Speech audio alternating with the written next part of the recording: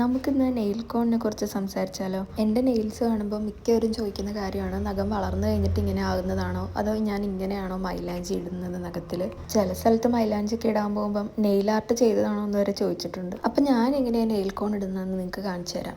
ഇതെൻ്റെ ജന്നത്തെ നെയിൽ കോണാണ് കേട്ടോ. നമ്മുടെ ഹാൻഡ് കോൺ പോലെയല്ല, നെയിൽ കോൺ കട്ട് ചെയ്യുമ്പം കുറച്ച് വലുതായിട്ട് അത് കട്ട് ചെയ്ത് കൊടുക്കുക. എന്നിട്ട് ഇങ്ങനെ ലൈൻ ചെയ്ത് ആദ്യം ഔട്ട്ലൈൻ വരച്ചു കൊടുക്കുക.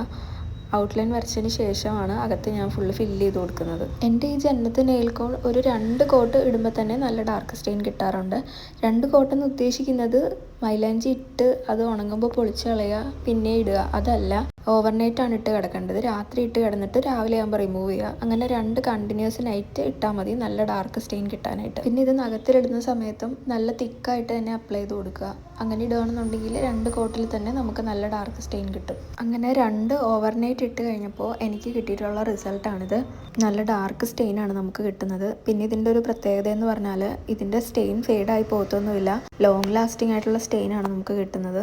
പെരുന്നാളിൻ്റെയൊക്കെ സമയത്ത് ഹാൻഡ് കോണിനെക്കാട്ടിയും കൂടുതലും എനിക്ക് സെയിലാകുന്നത് നെയിൽ കോണാണ്. ഇത് വാങ്ങിക്കാൻ താല്പര്യമുള്ളവരോ അല്ലെങ്കിൽ ഇതിൻ്റെ കൂടുതൽ ഡീറ്റെയിൽസ് വേണമെന്നുള്ളവരോ എൻ്റെ വാട്സപ്പിലോ അല്ലെങ്കിൽ ഇൻസ്റ്റഗ്രാമിലോ മെസ്സേജ് അയച്ചാൽ മതി.